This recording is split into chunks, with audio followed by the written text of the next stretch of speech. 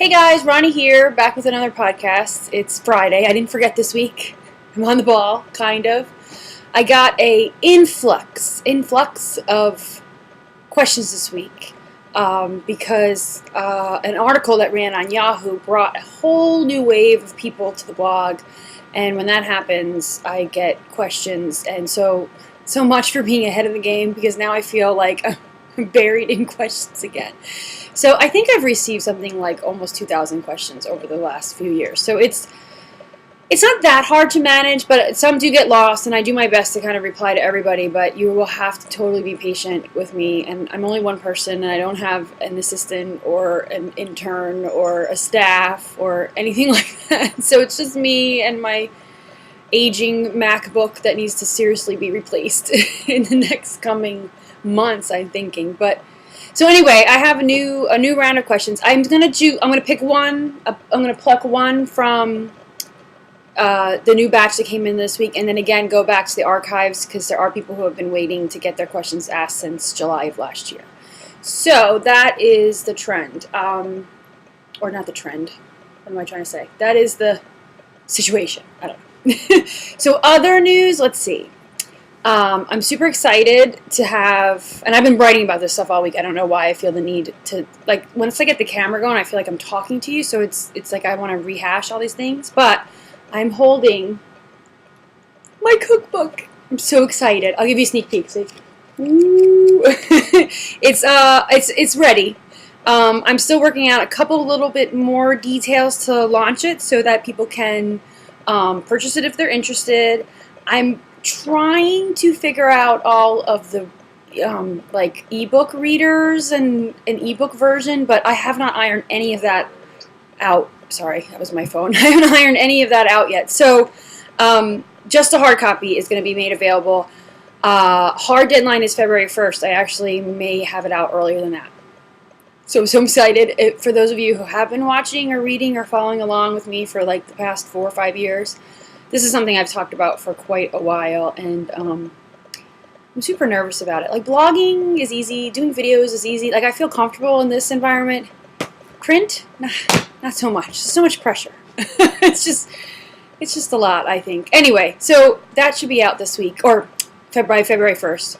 Then my Weight Watchers video came out, which I'll link to again, which I was really excited about that. So all the work that I did with Weight Watchers ice cream was super fun and very exciting, and just an opportunity I never would have gotten if it wasn't for the blog.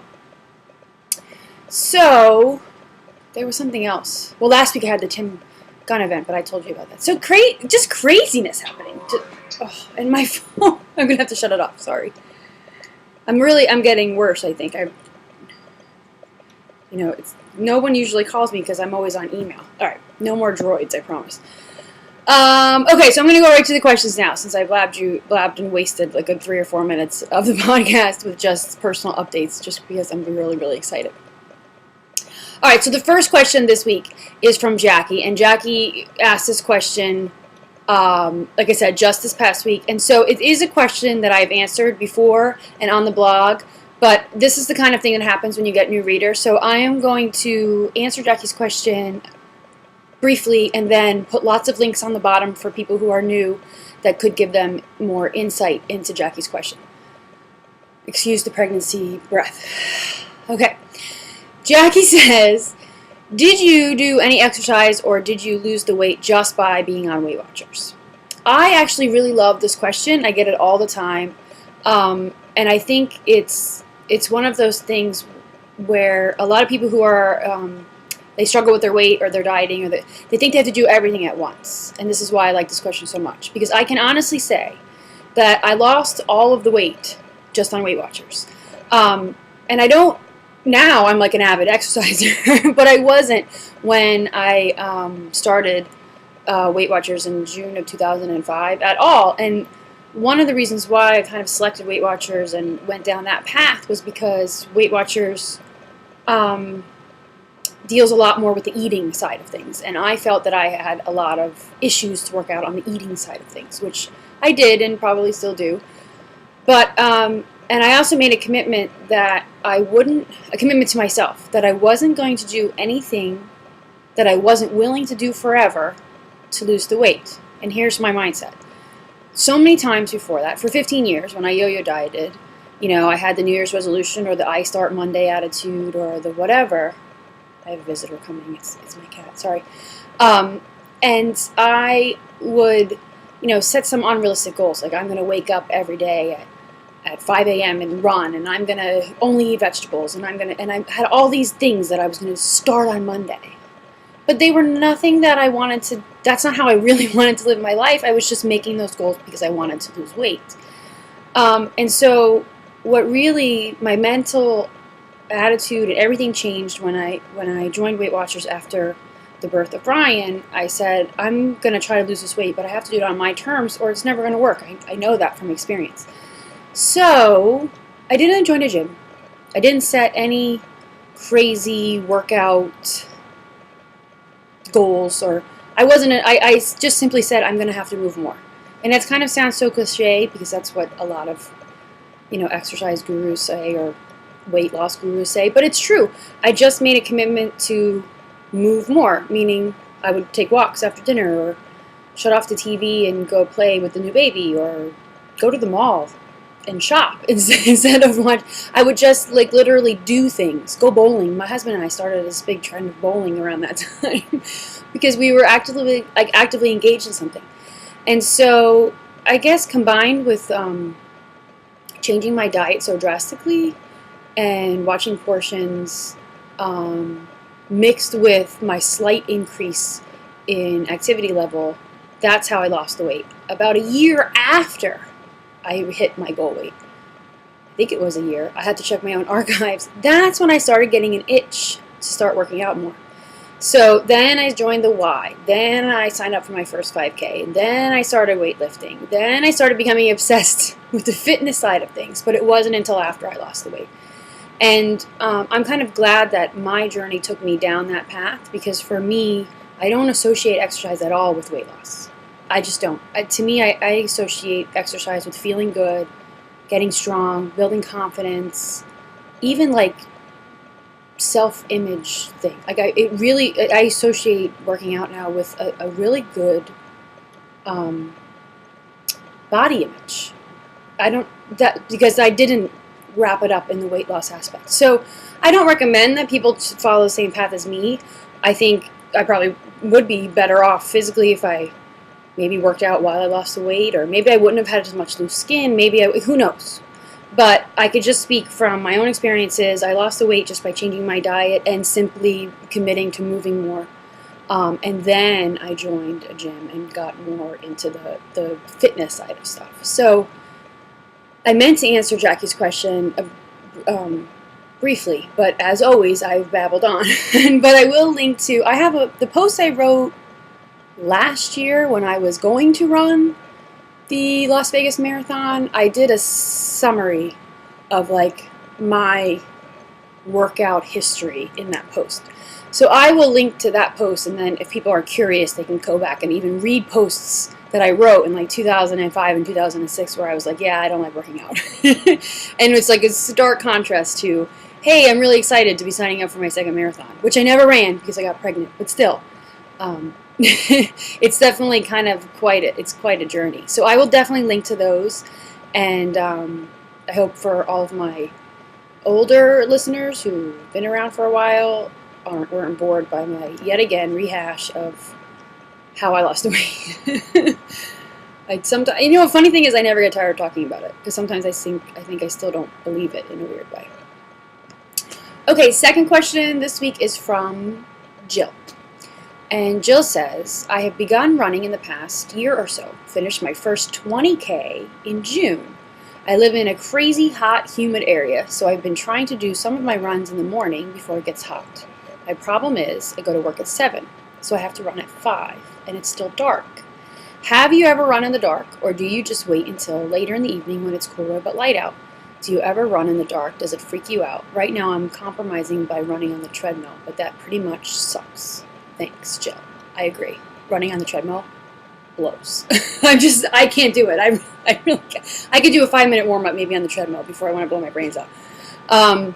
Which is funny because I started running on the treadmill, but once you take that leap outside, there's something so wonderful about enjoying the day on a nice little jog or a walk, but a jog, walk, run. It's so nice being outside.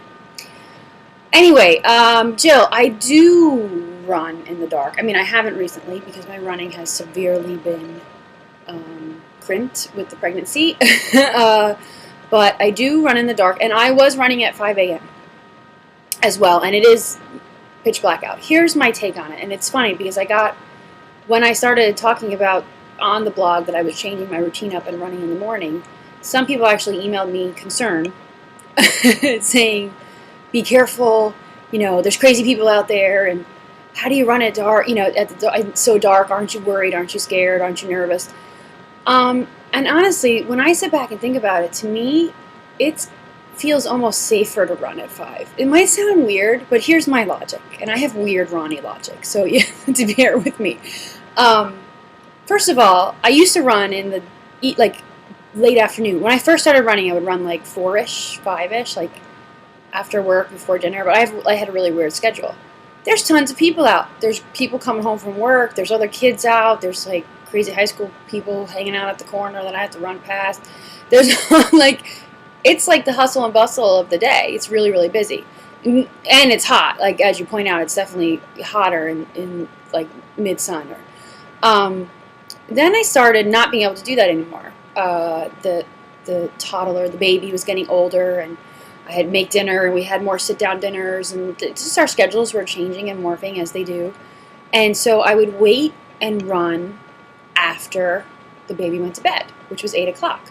So then I went from running kind of like late afternoon to running like early evening, which it was like dusk or getting dark or even dark. But again, there's lots of people out at night, right? There's like people are going out, or they're hanging out with their friends, or they're driving out to eat, or whatever. There's still a lot of cars on the road. There's a lot of hustle and bustle. Then when I started my new job like 2 years ago, the only time I could fit running was at 5 in the morning, much like your situation. And at first I was like, oh, more over the time. Like, oh gosh, I have to wake up at like 4:45 to get out there. But once I got into the habit, when I run in the morning, there's no one around. It's quiet. There's hardly a car on the road. The only people that are out are people who are going to work, and they're miserable. But you can see them coming a mile away because it's so quiet, and the headlights surprise you actually at 5 in the morning. I don't worry so much about getting hit by a car. I don't worry about crazy people being out because I'm figuring at 5 in the morning all the crazy people are sleeping. They're probably more likely being out at 8 p.m. than they are at 5 a.m. That's just my weird logic. So I actually found it really refreshing, and I felt almost safer at 5 in the morning. Of course, you should wear reflective clothing, something that I don't nearly do as much, and make sure you're bright or whatever. Have a cell phone so you can call people in case something happens. But in my opinion, running outside, there's always a risk, no matter what time you run. But I find actually early morning runs where there's less people out, less chance of getting hit by a car, and when all the crazies have already gone to bed at 3 a.m. after they came home from the bar, they're all passed out by that time. So, I don't know, maybe I'm just crazy. I would love for people to give their opinions in the comments, because I do know that a lot of people raised a lot of concerns when I was running at that time. So I know it's a fear that's on people's minds. So if you're an early morning runner, leave some comments down about your thoughts on running in the morning versus the evening. And just maybe shed some light for those people who are kind of scared to do it. For me, I don't really see the big deal. But then again, I don't know. I don't carry those kind of fears. So it's weird. But I hope that helps a little, Jill. I mean, I know I ran last year when we went on vacation, and I can link back to this. We went on vacation to Florida, and I was committed to running like at least 3 or 4 times while I was there, even by 6 a.m. It was like suffocatingly hot. So I can see why you want to get out there, and I say go for it. And I mean, just try it once and see how you feel out there. Make sure you have a cell phone. I would always tell the husband my trail, by the way. I would always say the night before, I'm like, look, I'm going to run tomorrow. I'm going to be going down road A to road B and around. So if I don't come back by whatever time, you know where I was. So I mean, definitely set up precautions. That's I think a given for anything. Just let people know where you are and have a cell phone on you. All right, I'm going to move on to question 3. Question 3 is from Nancy. Nancy says, "Hi, Roni." I need that. I can't wait to have my breath back after this baby comes. Nancy says, "Hi, Roni. You are busy and being pulled every which way, so maybe you have some good hints. I could be doing Weight Watchers, and all works well if I give myself top billing. But after a while, maybe 5 or 10 pounds worth, everyone else gets put back above me, and their needs somehow take precedence over mine. I fall back into quick meals, snacking, and all that other bad stuff. When I'm on top, all is great. I make healthy food, I weigh my food, life is perfect. How can I stay steady with me on top and stop sliding down the importance slide? I only manage to be on top about twice a year, so it's not a yo-yo type of thing. It might be tougher to make a habit. Help." Okay, Nancy. Something in your email actually makes me. I feel like I have a hair right here. It's like I can see it. Something that you said in your email made me smirk, which was, let me find it now. I'm having a hard time. I make healthy food, weigh my foods, life is perfect. And see, from my perspective, life is never perfect, and it never will. So you might have these spurts where everything's working out for you, so it feels perfect, but it's definitely not if you can't maintain those habits that you're setting in place or that you're trying to set in place. So I get what you're saying. As a fellow mom, I understand that. I know for me, I'll be really motivated and gung-ho, and I'll do the big grocery shopping on the weekend, and I'll have all the fresh produce, and I'll have all the meals planned out, and I'll know what I'm making all week, and you feel like you're motivated, and you have that spark, right? You just know what you're doing. And if you're married to my husband, then by Tuesday of that week, he's like, "Can we go out? Can we get Kentucky Fried Chicken tonight? Can we order a pizza? Don't you want to go out? Don't you want to go to a restaurant?" And I'm like, ooh. And sometimes I battle him. Sometimes I have the energy. And sometimes I have the motivation to say, you know what? No. I've already planned on making meatloaf or whatever it is that I planned on. I already defrosted the chicken. We're having this. We're having that. I need a recipe for green light bites. That's my best excuse. I'm like, I need to do this recipe for green light bites. It's my job now. So I get out of it that way. But there are other times where I go, you know what? Yeah, let's go. I'm tired. I don't feel like doing this. I had a long day. I didn't get all my work done. Whatever. The toddler I keep saying the toddler. The kindergartner brought home a bad report from school, and I just don't want to deal, and I'm miserable, or whatever it might be. Especially being pregnant, that's happening more and more to me. So I think what the key is for me, because I go through those stages all the time, and I'm about to wager that almost everybody goes through those stages of really energetic motivation, where you want to do everything right, to more lethargic, I just don't feel like doing this anymore kind of feelings.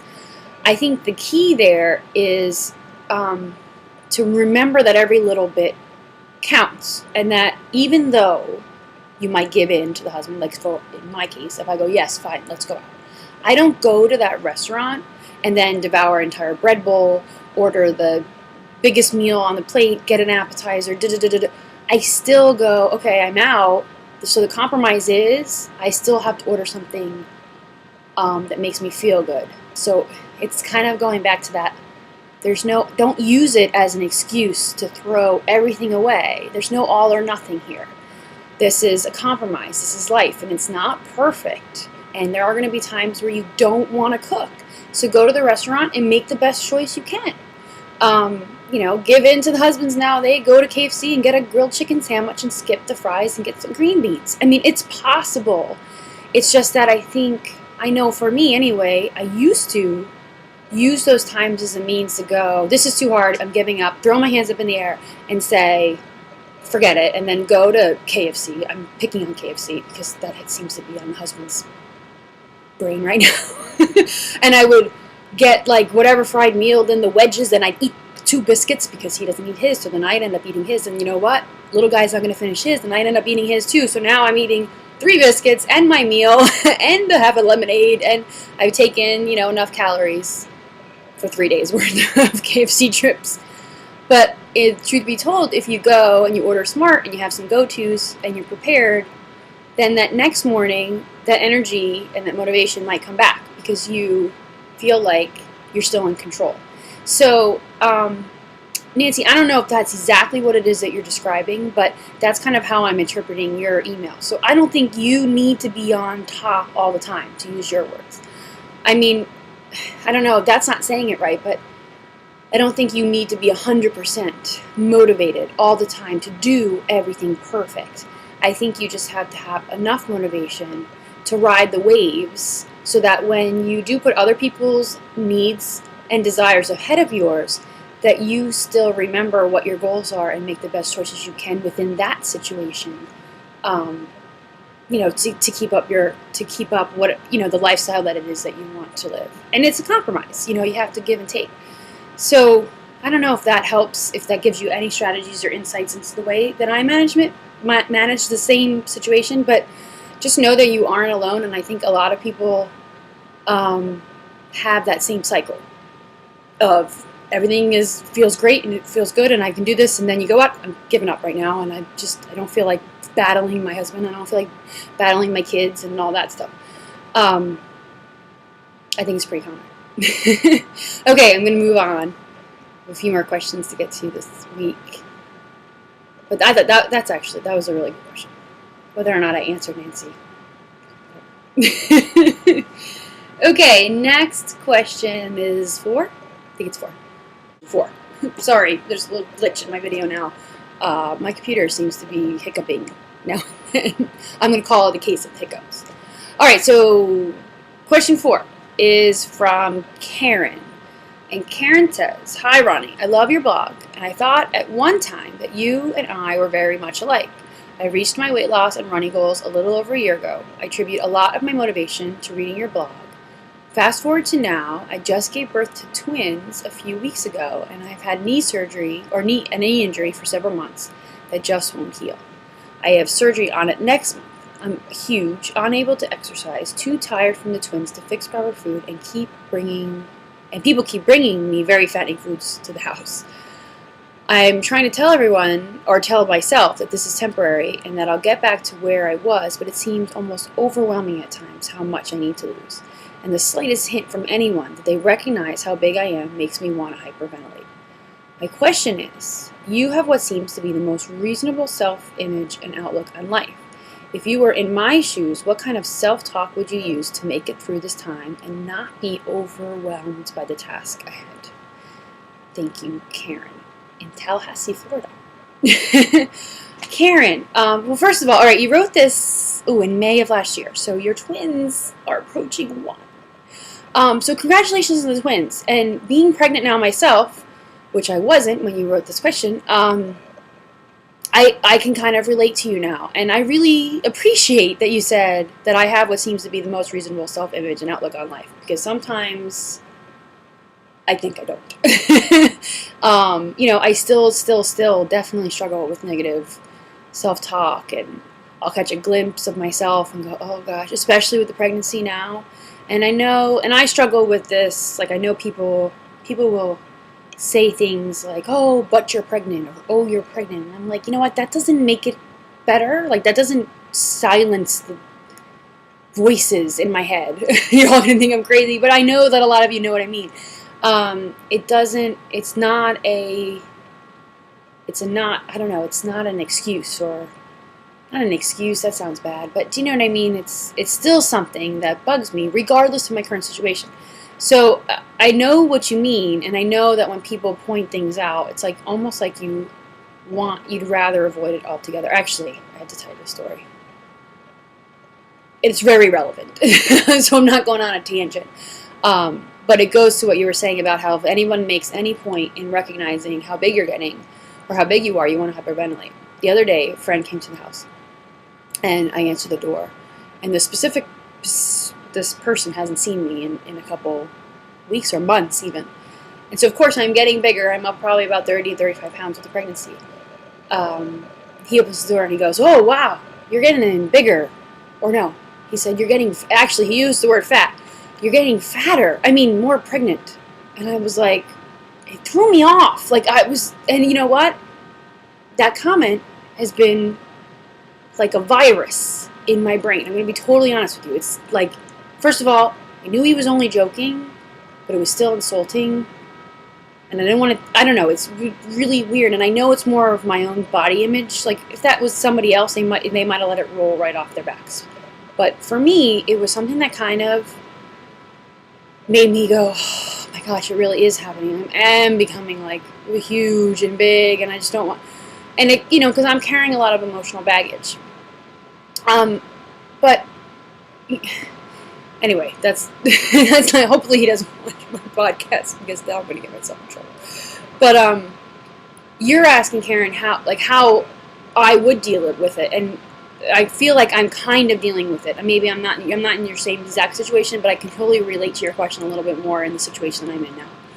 And I'll tell you, for me, it's really, I still have all those thoughts, and I still have all those feelings when it comes to my body. But somehow I circumvent them, and I push through anyway. And I'll give you an example. I have recorded a few videos, these included, but some for Greenlight Bites in the last few weeks, months. And I really don't want to. I'm going to be totally honest with you. I look back at older videos that I've done, and I look so young, and my hair's really long, and I'm slender, and I was like, wow, look at me, I looked great. And I'm comparing myself then with myself now. And I'm like, oh my gosh, I'm huge. Why did I cut my hair off? My face is getting bigger. My arms are getting thicker. My boobs are huge. I mean, really, like but I almost forced myself to do the video anyway. Even though it's uncomfortable. And even though part of me is telling me not to do it. Like, there's a part of my brain that's going, don't do it, you look horrible, nobody wants to see you like this, like, I have all that negative self-talk. But I still turn on the camera, and I just really, really practiced at ignoring the thoughts. And I don't know, like, I'm not a psychologist, right? So I don't know, like, how to describe this or what it is, what kind of techniques I apply or whatever. But really, in a weird way, I acknowledge that that's how I feel. I don't beat myself up for feeling that way. And then I make myself, that's pretty strong words, but in a way it's kind of true. I make myself do the things that those negative self voices are telling me not to do, because I'm not good enough, I'm not skinny enough, I'm not pretty enough, I'm not fat enough, whatever. Right? And so I just forge ahead anyway. And I'm going to be totally honest with you, even when I look back at those videos, when I was thinner and longer hair and younger and whatever, I think I had thoughts back then too that almost stopped me from doing them back then. And I think for me it's been, and I'm using my videos again as just a conversational piece, as doing something that's uncomfortable for me in the size that I am, or with nagging body image issues. But the point is, I have proven to myself over and over again, and maybe this is where I kind of bring up that whole confidence is learned. I put myself in those uncomfortable situations over and over and over again, where it's like I built up a callus to them. I could bring up a couple other examples, like when I first joined the Y 3-4 years ago now, and they had that rock climbing wall. Some of you may remember that. I'll link to a post. I was deathly afraid to climb up this rock climbing wall. Even though I wanted to so bad, I thought, I'm too old. I thought, I'm going to look ridiculous. And this is when I'm at probably one of my thinnest, skinniest weights over the last 5 years. So I'm still battling those thoughts. And to me, I think I started to realize it has nothing to do with weight. But I did it anyway. And I ended up loving it. So again, like little things like that. Like, this is a great example too. Didn't want to do the book. I wanted to do the book, but I was definitely afraid. And I have lots of self-doubt and negative talk going on with that. but I forced myself to do it anyway, and now I'm doing it. So I think, I don't know, for me it's recognizing that everybody has that, or at least I tell myself that everybody has that. I'm sure there's a lot of really confident people out there. So, Karen, my not opinion, my advice would be to acknowledge those voices in your head and like acknowledge that you're being hard on yourself, and then take that first step to do something that's outside of the comfort zone that you're in. So you also, I mean, in your situation, again, I'm use myself for comparison a lot, but at the time that you're writing this email, you're getting used to a life with new twins, which, I mean, pat yourself on the back for even making it through that alive, right? You have a lot of things going on. So, first of all, recognize your situation. Pat yourself on the back for all the little things that you do, without beating yourself up for all the things that you think you should be doing that you're not. I don't know if that came out right, but it made perfect sense in my head. So, own up to small accomplishments, make baby steps, and do something that you feel you can accomplish, and then continuously add to it, which is what I talk about all the time. Like, build your confidence up again from ground zero. Start, if you're too tired to make meals, if you're too tired to do that, focus on one little change that you can make, like stop the nighttime snacking after a certain time, or getting more sleep if that's possible with twins. Focus on something small, or maybe it's even do something for yourself once a week, right? So if that's a Weight Watchers meeting, if that's one class at the gym once a week, but take it back. Take that one thing and then let that be the domino for the next thing. Do you know what I mean? And just don't silence the inner thoughts and the inner voice, but acknowledge them and say, you know what? I'm going to do this anyway because this is what I want. Does that make sense? Again, I feel like I don't know if I actually answered Karen's question, but I talked a lot. All right, so I'm actually going to have to go because I just heard the alarm that 5-year-old will be getting off the bus any moment.